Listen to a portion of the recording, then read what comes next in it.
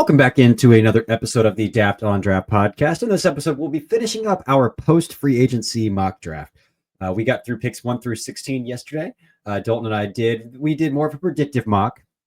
Again, no mock draft is going to be 100% predictive, but we did our best to try to put our GM hats on for each individual teams we picked for. I did odds, Dalton did evens. But again, Dalton, welcome back. Again, we chatted very early this morning, and now we're chatting afternoon for me and end of the day for you. So kind of a doubleheader, but not really. It feels like two separate days almost. Well, it is two separate days for you technically, because you got to go to sleep. It is one full day for me. I start my day off recording the podcast and I end my night recording the podcast. And that is absolutely fine with me. Talk ball on each bookend of the day. I love it. So let's recap picks 1 through 16 here real fast. Again, this is the first time in many, many years that every individual team has owned their current first round pick. And it again, things will change on draft day, but it doesn't look like the Titans are trading that pick either. So going into the draft, we might have every team owning their own individual pick. But 1, Tennessee Titans, Cam Ward. 2, Cleveland Browns, Travis Hunter. 3, New York Giants, Abdul Carter. 4, New England Patriots, Will Campbell. 5, Jacksonville Jaguars, Mason Graham. 6, Las Vegas Raiders, Ashton Jeanty. 7, New York Jets, Tyler Warren. 8, Carolina Panthers, Shamar Stewart. 9, New Orleans Saints, Will Johnson Jr. 10, Chicago Bears, Michael Williams. 11, San Francisco 49ers, Luther Burden III. 12, Dallas Cowboys, Teteroa McMillan. 13, Miami Dolphins, offensive tackle Armand Membao. 14, Indianapolis Colts, safety Nick Emenwari. 15, Atlanta Falcons, linebacker Jahad Campbell. And 16, Arizona Cardinals, Malachi Starks is where we left off, Dalton. How do you feel about that in retrospect? I think it's pretty good. I think it's pretty good overall. I know we talked about it yesterday. I think Miami Dolphins fans are probably going to be looking at us sideways for that Armand Membao pick, but I stand firm. I'm not the one that made the pick. And I would call you an idiot if I thought you were an idiot. But you have your franchise left tackle who is probably going to retire, if not this year, next year. Patrick Paul, who was supposed to be waiting in the wings, I'm not a huge believer of. And Austin Jackson is on the right side. And so you are looking at Armand Membao switching sides, but he is a freak athlete and one of, if not the best offensive linemen in the country this year. And I must bring this up every time we talk about him. The murderer's row of edge rushers that he faced and allowed 8 pressures all year, according to PFF. He was legitimately fantastic. He was better than Will Campbell this year. And so Will Campbell's, yeah, for sure. Will Campbell's got some reps where he's getting crushed up by Landon Jackson and he's getting beat by Kyle Kennard and some guys who are going to Landon Jackson and Kyle Kennard are pretty good football players. They are. Guys who are going to go team football players that Armand Membao faced. And didn't allow any pressures. Yeah. Yep. Agreed. All right, well, let's jump back in here. Pick number 17, Cincinnati Bengals here. Again, I'm doing odds. Dalton is doing evens. So one of the things that I learned at the Combine while I was there, and I wrote about it in my article about what the things that I've heard at the Combine, was just a universal love for Texas defensive back Jahdae Barron. And I know the Cincinnati Bengals have kind of done the corner safety hybrid apex-ish guy in the first round before, and it didn't work out for them in Dax Hill. But after re-signing both T. Higgins and Jamar Chase, and Mike Gesicki, I can't help but think that this is going to be a very defensive-heavy draft for the Cincinnati Bengals because of, one, how putrid it was. It got Lou Anarumo fired. They brought in Al Golden. They're trying to get it done with Trey Hendrickson. Sam Hubbard retired. Their entire secondary needs overhauled. Their safety room was awful. Their corners outside of a spotty Cam Taylor-Britt were bad. So they have a lot of work to do on the defensive side of the ball. They cut Jermaine Pratt as well, or they granted him permission for a trade, but I think they're going to end up cutting him if they haven't already. I'll need to do some research on that. But that's to say that this is going to be a very heavy defensive draft for the Cincinnati Bengals, and we're going to start out with Jahdae Barron taking another shot at kind of an apex-ish guy. Some teams see him as a strict outside corner. Some teams see him as a safety. Some teams see him as that kind of the guy that the Steelers drafted Terrell Edmonds to be in the first round a few years back, kind of an apex defender. That's to say that he could do kind of a whole lot. In this case, if you're drafting him this high, I think you're drafting him to play outside corner at 17th overall here. But I'm going to go Jahdae Barron to the Bengals here, 17th. Yeah, and listen, you have to be really bad if you're going to get Lou Anarumo fired, because I don't think the NFL has necessarily figured Lou Anarumo out. I think he's one of the more creative and better coach. Like, so there's guys in the NFL who I think schematically are a lot of fun, but don't really get the job done very often. And then there's guys who are a little bit of everything. They have a little bit of fun, and they are able to coach their guys to be in the right situations at the right time. And maybe it was the schematic thing with the personnel that they have. They just couldn't mesh it all together. But I still think Lou Anarumo is a fantastic defensive coordinator. I think things are going to be a little bit less complex with Al Golden if it's anything like Notre Dame's defense. But if it is anything like Notre Dame's defense, the right guys will be in the right place at the right time in the right uniform all of the time. And Jahdae Barron is a great culture fit for that. And he needs defensive backs. Al Golden loves his defensive backs. Yeah. So, yeah. Yep. Yeah. And listen, we're going to go with Texas teammates here, opposite sides of the ball, but back to back. The Seattle Seahawks are going to draft Kelvin Banks Jr., left tackle for Texas, probably left guard for them immediately. But depending on what happens with Charles Cross and depending on what happens with Abraham Lucas, he could end up on the left side or the right side and be their left tackle of the future or their right tackle of the future, depending on who they want to keep and who they do not want to keep. I know Cross and Lucas have both have had injury concerns throughout their rookie contracts. And I think overall, something that we've seen with Seattle since the dawn of time, it feels, is pass protection and offensive line play overall has been a little bit lackluster for them for the past decade, it feels like. So trying to nail that down, Kelvin Banks Jr. at 18. Yeah, John Schneider's been pretty vocally adamant against drafting interior offensive linemen early, but I wonder if it's going to be like a Howie running back thing where Howie has been always adamant that he wouldn't pay a running back, and then he did, and it completely transformed his team into a Super Bowl winner.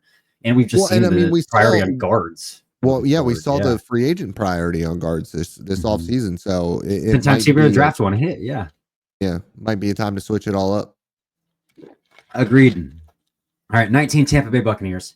I think the Tampa Bay Buccaneers are going to go defense as well. Although they could like if a name like Ted McMillan falls to 19, I think they could do that. One is BPA if Chris Godwin's recovery isn't going as well as it could have. Plus planning for life after Mike Evans, I think could be something they could do if Ted McMillan like fell into their laps. But outside of that, I think they're going to try to address the defensive side of the ball here. They brought back Levante David, and I'm drafting Jalen Walker here as a linebacker. And I know some people love him strictly as edge, and you're one of those people. I'm more of one of those people who sees him primarily as a linebacker and think that he has the intangibles to grow into a role like that, even though he currently sucks at backpedaling. Is the gentle way to say that. But I do think that there's a lot of intangibles, a lot from a locker room perspective. And then you can obviously walk him up in base situations as well. You can walk him up in pass heavy situations as well. And so I think there's a lot of versatility that Todd Bowles could get away with there with Jalen Walker. And again, we're talking about a really putrid linebacker, and they've got JJ Russell and KJ Britt as the guys not named. Levante David, who is just back on a 1-year deal and will probably keep signing 1-year deals with them until he retires. But that's not far away from happening for the Buccaneers either. So that linebacker room needs a lot of help.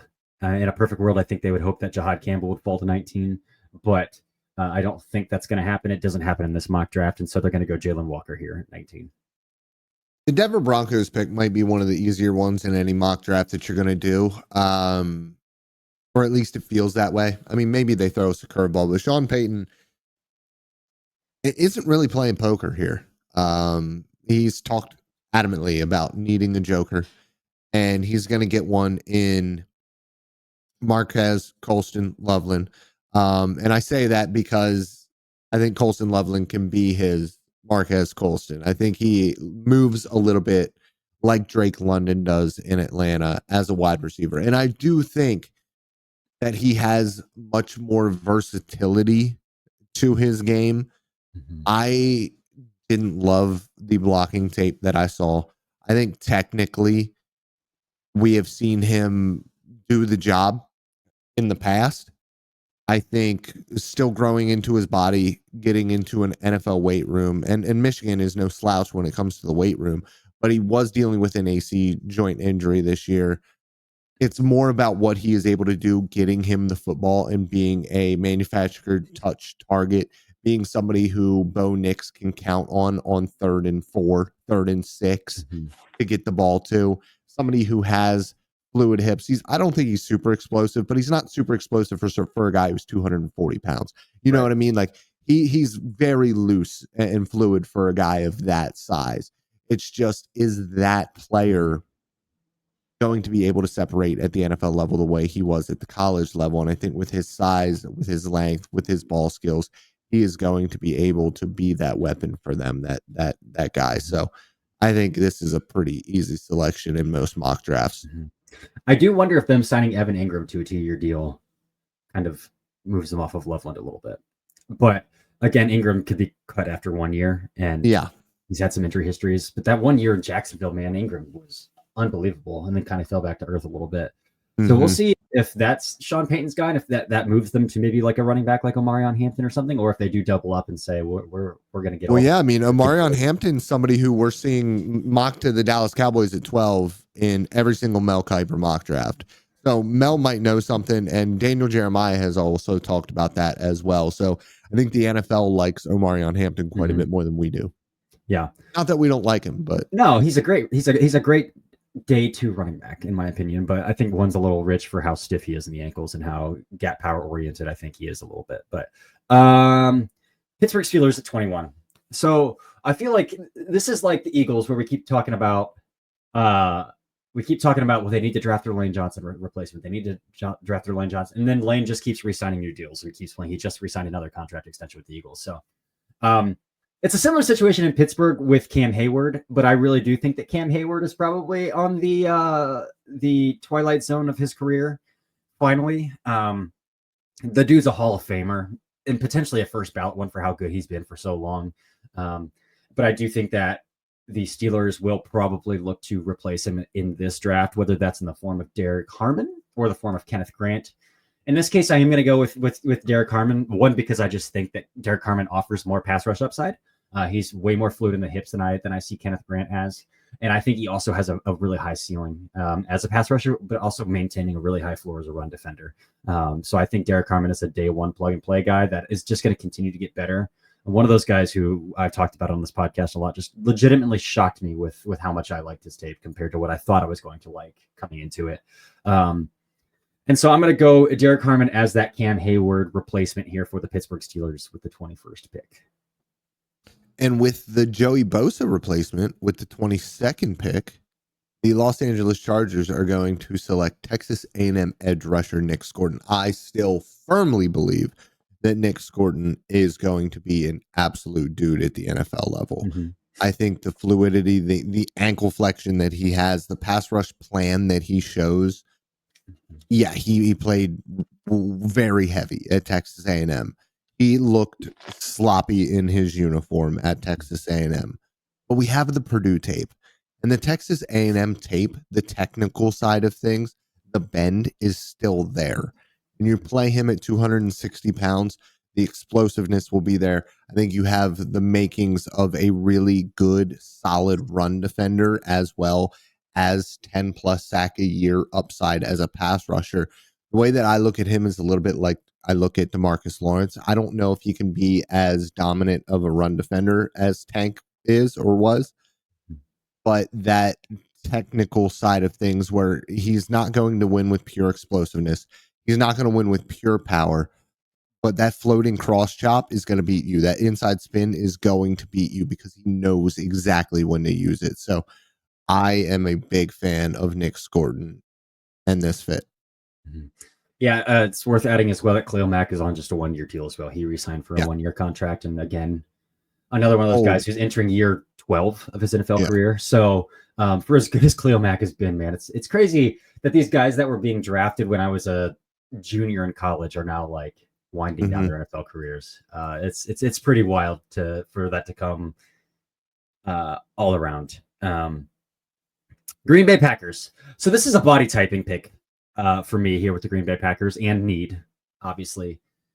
I'm looking at Jair Alexander. I'm looking at Eric Stokes. They have a type of corner that they like, and they're twitched up, really smooth athlete, explosive trigger corners who tend to be a little bit on the slender side. Like I think that's kind of the body type they have. They've tried to go out and who was the Kevin King? Kevin King? Yeah, it didn't work out. Like, and so I think they prefer these guys who aren't afraid to come downhill, who have explosive triggers, but they want these fluid dudes who can just flip their hips at the drop of a hat. And that's who Maxwell Hairston is out of Kentucky. Again, one of the fastest players at the combine, ran a sub 4.340 at the combine. And so we know who he is. He's got elite ball production going back to his junior year. He was hurt most of this season. So the ball production's there. I think he gives you a good amount of coverage versatility because I do think his hips are fluid enough and his feet are refined enough to even play some press tech more than he did at Kentucky. And again, the long speed is there. So I think Maxwell Hairston's going to go in the first round, man. And he screams Packers corner to me. The next pick became a lot more difficult recently. I think with both of the safeties off the board for the Minnesota Vikings, that takes that away. I think adding Isaiah Rodgers, they added Jeff Okudah. And I know that like Jeff Okudah is something that you're going to hang your hat on, but it's another name. They already have Byron Murphy. Mekhi Blackman is playing on the outside for them, and he was just drafted 2 years ago. That defense figured it out last year with a lot of guys who we didn't really think were going to get the job done at a high level. And then they went out, got Javon Hargrave, got Jonathan Allen. Right. Jonathan Grenard is a decent player. And Andrew Van Ginkel played his mind off for them last season. And they have Dallas Turner waiting in the wings. So we've been going defense for them forever. And then free agency just turned that on its head. And so I'm looking at their roster and I'm like, well, the offensive line looks pretty good. And they could go guard. Signed Will Fries, yeah. But they signed Will Fries for right guard. I just add a third receiver. Why the hell not? Just add a third wide receiver. Mm-hmm. Do whatever you want with Justin Jefferson. Do whatever you want with Jordan Addison. Jordan Addison is like 5'8". He's playing on the outside and he's producing like crazy. So why don't you just go out there and you draft Matthew Golden from Texas and you allow JJ McCarthy to have some absolutely ridiculous weapons on the outside. 3 first-round pick wide receivers. If you really want to know if a quarterback is worth his salt, that is how you will learn.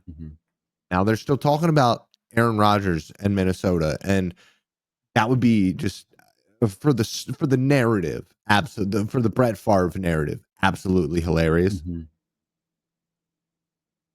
But I think you got to give the ball to JJ McCarthy in this instance and let him play with 3 first rounders and see what happens. Yeah, this is very much the Dallas Cowboys drafting CD after they just paid Michael Gallup and already had Amari Cooper on the roster. This is very much the Tampa Bay Buccaneers going out and signing a very talented but boneheaded Antonio Brown, even having Mike Evans and Chris Scott. You can never, if you think you have enough wide receivers, you need one more. This Minnesota team is legitimately probably JJ McCarthy away from winning a Super Bowl, from being a Super Bowl contender. This is a fun roster, like across the board. This is, I feel like, again, a Caleb Johnson slot as well, potentially. Yeah, they could go running back here. Easily. But they just re-signed Aaron Jones to a 2-year deal as well. Again, that first year is probably only first and a little bit, and the second's guaranteed, so easy to get out of after a year. And it's not like you can't use more than one running back on the roster, too. Right. So. Right. Exactly. So the Vikings are a wide open wild card in this draft now. I have no idea. Maybe they start looking at like Brian O'Neill replacements at right tackle or something, but I have no idea what they're going to pull out of their hat next month. Houston Texans. The complete opposite. They saw that they had a really bad offensive line and decided to blow it up even further. So, again, apparently there's a lot of locker room stuff and some like wanting a new contract and some other stuff that went into trading Laramie Tunsil. But at the end of the day, the Houston Texans traded a top 5 offensive tackle when their offensive line was really bad. I've heard they really like Blake Fisher. They drafted him in the second round out of Notre Dame last year. I was not a huge fan of Blake Fisher out of Notre Dame That's last year. interesting. We don't disagree. Ooh, my hair is insane. We don't disagree like super often about guys, but I liked Blake Fisher. Second round was a little bit rich, but I saw him as like a mid-level NFL starter. Yeah. I like him. I like And the they, physicality. A little heavy-footed, but I think he can survive. yeah. And they still have Titus Howard as well. Those are your tackles right now. They went out and they traded for Ed Ingram from the Vikings, who has not been very good after being drafted in the second round by the Vikings. They traded Kendrick Green, who was their first round pick, to the Philadelphia Eagles. So they just like played complete shuffleboard with their offensive line. And why not continue that here? I still think that Titus Howard's best fit is probably at guard. And if you can get him to play guard, kick Blake Fisher over a right tackle, I think where he played in college, I think is your best bet. I think that's your best bet. And in so doing, you are going to draft Josh Simmons here with the 25th overall pick to play left tackle for you. Again, Josh Simmons coming off of a patellar tendon tear this year at Ohio State, but before that was playing legitimate OT1 football for the Buckeyes. After transferring over from San Diego State last season, he's just continuously gotten better. He's probably, if I had to take a guess today, Membau's a good athlete. I was going to say he's probably the best athlete. I would say he has the best foot speed of any offensive tackle in this class, and he's got the best knee bend of any offensive tackle in this class. And I think that really leverages or allows a team to stop any type of pass rusher, specifically speed and bend off the edge. Where I think a guy like Will Campbell kind of hurts. Yeah, I think that Josh Simmons can still get a little bit stronger. He came into Ohio State sub 300. But again, he was in a Mountain West building before that, and the nutrition and the weight training program there is probably not great. And so I do think there's still some room for him to add some muscle, and he's got the frame for it, I think. So I really like Josh Simmons, and I think all the tools are there for him to become a pretty good left tackle. And so the Texans are going to take him here. I immediately, when I looked at the Rams, thought, where do I go from here? Where do I go from here? And I thought about wide receiver for a second because you have two of them. You could always use three of them. But for me, at the end of the day, the offensive line, they do whatever they want there. They throw names at that, and it works. And then I looked at the defensive side of the ball, and I said, they have consistently drafted guys who, like, I don't hate, but I also don't love, but they get the absolute most out of these dudes. They went out, they have Emmanuel Forbes from Washington now as depth. They have Darion Kendrick as depth. They have AJ Green as depth at corner. But I was looking for a name who was a little bit out there, but who a lot of people love and is a freak athlete, and that is Iowa State's Darian Porter. Now, you couldn't talk me into making this pick. I think he's a little bit stiff. I know there's a 9.96 Raz. I know he's big. I know he's physical. I know he's got good explosiveness. But like he only played like half the snap. Like half the time I was trying to watch Iowa State, he wasn't on the field. That's weird, bro. Like that's just how I feel about it. Like for me, the same thing kind of goes for James Pierce. Like if you're only going to play 40% of the snaps, how valuable are you to that defense, really? Because we're seeing Travis Hunter play 1,200 snaps. Why couldn't you play 400, my guy, if you're a first-round talent? But again, Los Angeles has consistently taken guys, drafted guys who I don't love and have got the absolute most out of these dudes, especially on the defensive side of the ball. Darius Williams is 32 years old. I love Darius Williams. But he's 32 years old, playing corner, undersized on the outside. They're going to draft Darian Porter. He's going to be freaking awesome. He's an elite special teams gunner. Yeah. That's all I got to add to that pick. 27, Baltimore Ravens. The Ravens re-signed Ronnie Stanley. The Ravens hit on Roger Rosengarten last year. Shocking. Very good football player. I think the Ravens could still use some guard help, and they just let Patrick McCarry walk to the Jacksonville Jaguars as well. Again, starting Daniel Falele is upgradable, and left guard is a hole for them as well. And so, and with Ronnie Stanley's health issues, having a guy who could potentially give you some swing opportunities at offensive tackle as well in a pinch if needed. Let's draft Donovan Jackson here. Making it 2 Ohio State offensive linemen and 3 picks here. But again, I think Donovan Jackson's best tape is at offensive tackle. He's a 3.5-year starter at guard, at left guard. So like, I think you probably play him at guard, but I think he deserves the right to play tackle. Baltimore's a situation where, pending Ronnie Stanley's help, he might get that opportunity in a pinch. But this is a plug and play day one starter at left guard for you. Plug and play starter at left guard for you right here for the Ravens. The Detroit Lions, much like the Minnesota Vikings, a tough roster to kind of choose for here because of the names that are on the board. I think in certain situations, I'm looking at edge still. I know they have Marcus Davenport and Josh Pascal and Aiden Hutchinson coming off of an injury. They got DJ Reader and Lee McNeil on the inside. Roy Lopez is a decent player. Levi Onwuzurike has been around forever, and he's just kind of been They like their linebackers. They have Terrion Arnold, Brian Branch, Kirby Joseph are a great tandem at safety there. They signed DJ Reed. Like, where do you go from here on a team that has the offensive line, has 2 running backs, has the quarterback? You just add another receiver. We've gone 2 out of 3 Ohio State picks. We're going 3 out of 4 Ohio State picks. And you're pairing the second coming of Amon-Ra St. Brown with Amon-Ra St. Brown. And is it redundant? Maybe. But it's redundant in the best way, because Amon-Ra St. Brown, according to PFF again, played about half of his snaps on the outside and half in the slot. So you just say, if you want Amon-Ra on the slot, you put Emeka on the outside. And if you want Amon-Ra on the outside, Emeka goes into the slot. Period. That just opens more things up for Sam Laporta.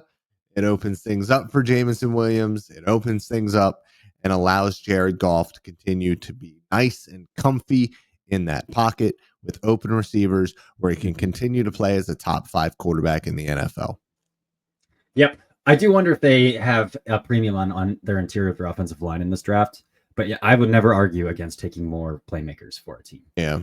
Because Kevin Zeitler just signed with the Titans on a 1-year deal. Graham Glasgow is pretty replaceable. And then it seems like Frank Ragnow is like, I might retire every year. So, and he had a pretty bad neck injury a couple years ago. So you never know how long that stuff's going to play out. So, but again, Egbuka fits the culture there. For sure. Washington Commanders sitting at 29. The Commanders are another team that I think did a decent job of filling some team needs throughout free agency and on the trade market. They added Deebo Samuel, obviously. So I'm looking at some other team needs. I know corner's a big team need for them.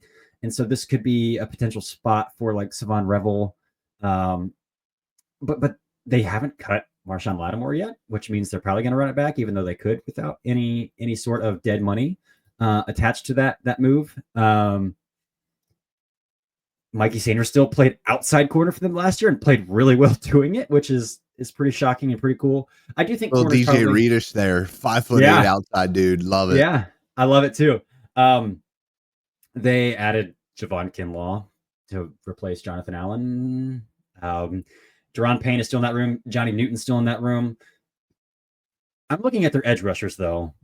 And as good as what I think a rotational high-floored player Dorrance Armstrong is, he's currently slated to start across from Clellan Ferrell in Washington off the edge. I think that Dan Quinn would love a guy who can just hunt. And for all that Donovan Ezeraku throws at the wall and sees what sticks, he hunts, man. Like, he produces, he gets after quarterbacks. His athletic testing matches his tape in terms of flexibility. And this is a guy that I think Dan Quinn would just let hunt in a room that desperately needs some added edge rushers here. So I'm going to go Donovan Ezeraku here to the Washington Commanders. And the Buffalo Bills are a team that I consistently hate drafting for all of the time in mock drafts. And it's mostly because they usually need something at corner and then they just throw some poo at the wall and it sticks. That's what they've continuously done when they've tried to spend high leveraging assets at it. It hasn't worked. And then they hit on their 6 rounders. And that's just the way that it's been for them. And so for me, going through and looking at their roster, I really had a tough time again because these are good rosters. It's tough to truly find massive holes here. I think maybe somebody like Connor McGovern could be upgraded, but Cedric Van Pran might be that guy. Kendrick Green probably not that guy, but he is also on the roster on that interior. And so I'm looking interior offensive line might be a thing. Wide receiver is no longer a thing because Josh Palmer's there, Keon Coleman's there, Khalil Shakir came and finally figured it out at the NFL level, which I'm so happy about because I was a huge fan. James Cook is awesome and takes a huge load off of that offense. And then their defense is pretty good and pretty talented from top to bottom. You could upgrade at safety, but again, like Derek Forrest was a high pick. Cole Bishop was a 2nd-round pick last year. DeMar Hamlin is still starting for them, and so is Taylor Rapp. But like, you have some high upside guys sitting behind them, and then they do what they want at corner. So, so what do you do here with this pick? And that's what I had a lot of trouble with. And I figured we're going to throw an offensive lineman into the mix and just see where he ends up. Gray Zabel, North Dakota State, I think is going to go ahead of Marcus Bowe because I think the NFL is looking at Marcus Bowe as a tackle, which I think is wrong. But we think that they're looking at him as a tackle because that's what he played at the Senior Bowl.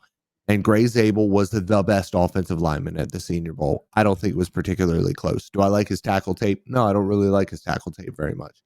And it's unfortunate that I don't, considering he was playing at the FCS level. Mm-hmm. You want those guys to look absolutely dominant, but he was dominant in the Senior Bowl against college football's best on the interior. He was unbelievable at center. And so I think either center or one of the guard spots is where he's going to end up, and I think he's going to be fantastic for him. No complaints there. No complaints there. On to the Chiefs. The Chiefs are interesting because we just keep penning in offensive tackles for them, but they just paid Jalen Moore $15 million a year, which means he's going to start. You don't pay a swing tackle $15 million. They could still cut Juwan Taylor. It would be pretty heavy dead cap toll, and you'd think they would have done it already if they were going to, unless they're going to seek out some trade post June 1 or something like that for him. That's to say, I don't think they're going to draft an offensive lineman. Again, this team could take another shot at wide receiver because DeAndre Hopkins is now in Baltimore. Rashee Rice is still on the mend. Hollywood Brown is back, but he missed most of the season. And then Xavier Worthy. Like, this is the... Well, they just re-signed Juju, too. And Juju. This is like the minions of wide receiver rooms. It's one of the... On paper, one of the most putrid things I've ever seen in my life. I think they could, but I think they could also double down in round 2 and draft a pure X in round 2. Like Jaden Higgins would fit this team and that group. Like they need an X. Like they just need an X. So like a guy like Jaden Higgins in round 2 or something like that. I'm looking at defensive line. They just lost Derek Nottie. They just lost Tershawn Wharton. They lost a great deal of interior defensive linemen, and they're left with Chris Jones. They signed Jerry Tillery and Fabian Lovett Sr. and Siaki Ika, the former 3rd rounder of the Browns, who was cut after 1 year and couldn't get another roster spot anywhere else, are their only defensive tackles on this roster. This is where the Kenneth Grant slide stops. So Kenneth Grant is going to slide in next to Chris Jones here, allow Jerry Tillery to be a rotational pass rusher because that's all Jerry Tillery should be is a rotational pass rusher. And so we're going to add a defensive tackle in the worst way to this Kansas City defensive line. And this is Kenneth Grant. So this is where Kenneth Grant's coming off the board. The Philadelphia Eagles had one of the most complete rosters I've ever seen last year. And they ended up winning the Super Bowl. Fantastic job by Howie. I think that they're replacing Milton Williams here with somebody who has more upside than Milton Williams, is kind of the same player, somebody who you want to be shooting gaps, somebody who can be attacking. And we've seen the highs, the very, very highs of Walter Nolan. The problem is for a 4 or 5 game stretch, he will completely disappear. And I think a lot of people who have watched his tape and are saying, this is a first round dude, this is a top 15 dude, watched his 3 best games. And that's it. And didn't watch the 7 that he was a complete non-factor in. And I think that there is something to that outside of just maybe not having it that day. I want to know what the preparation is like. I want to know where things are in his head all of the time, because this is a dude who has legitimate game-wrecking ability, and it just doesn't show up often enough. In a culture like the Philadelphia Eagles, surrounded by Jalen Carter and all of the other Georgia dudes that they have, he should be able to flourish in that defensive line. And with that culture and in that city, I think that this is the perfect fit for Walter Nolan, and I think that it spells doom for the rest of the NFC East. Yeah, that is the Walter Nolan spot. Jordan Reed had tweeted out that he's heard that teams have had pretty good interactions with Walter Nolan in meetings and stuff like that. So, I mean, again, this is a guy who is the former top recruit in the 2021 recruiting class. So, like, a big deal. It landed at Texas A&M with all of those other top recruits that went to Texas A&M that year. And I think Shamar Stewart's like the only one that ended up staying at Texas A&M of those top guys that Texas A&M was able to reel in. But yeah, the stuff with Walter Nolan from what I've heard is pretty real. So we'll see what kind of draft day impact that has. Again, that stuff aside, you mentioned the stuff of him disappearing in games. I don't see a down-to-down effort on early downs. I don't see even a down-to-down effort in obvious pass rushing situations from him. So some stuff there that needs to be honed in on the field as well that I think is evident on tape. But definitely a first-round talent, definitely a first-round athlete. Showed it at the Senior Bowl. So we'll see what kind of run defender he can become. But again, the Eagles didn't ask Milton Williams to be a good run defender. So, it's kind of the perfect ecosystem for him there. But that's it. That's all 32 picks. Knock that out. You have anything you want to add? We got. That's all we got. That was good. Who do you think out of all of these selections, if you had to pick on your life, one that is absolutely going to happen in April, outside of Cam Ward to the Titans, outside of the top 10, who would it be? Oh man, absolutely going to happen. I think that probably Derek Harmon to the Steelers has a good odd of happening if he's on the board. Like, again, I could see the Niners loving Derek Harmon at 11. So, like, I think Derek Harmon to the Steelers at 21 is one that I could really see a heavy possibility of happening. Jahad Campbell, the Falcons. Those are the two that stick out to me. I like those two. The other one that I will bring up again, just because I think that the fit is perfect there, is Olsen Loveland to Denver. I know that they signed Evan Ingram, but it just feels like he will fill a different role even than Ingram is able to, even as two guys who are move tight ends. You know what I mean? So I really like that one. And then maybe Nick Emanwari to the Colts, just because he's such a Ballard athlete. Yeah. The Donovan Jackson to the Baltimore Ravens one just feels like, if he lasts that long, it feels good. Yeah. Yeah. That one feels good too. But yep. Awesome. Nailed it. Rocked it out. All right. That's all we got. Yeah. We will be back with something. We will do draft on draft or draft or draft for sure. And we might just draft or draft and mailbag for the rest of the week. Why not? We love doing the mailbag episodes and we love doing the Daft on Draft episodes. And it was time for a post free agency mock draft. So like you're not getting a bunch of in-depth stuff when it comes to, particular prospects or like under the radar guys this week, but you are going to get the hot topics, the mock drafts, and your questions answered. And I think that that's important. I love it. All right.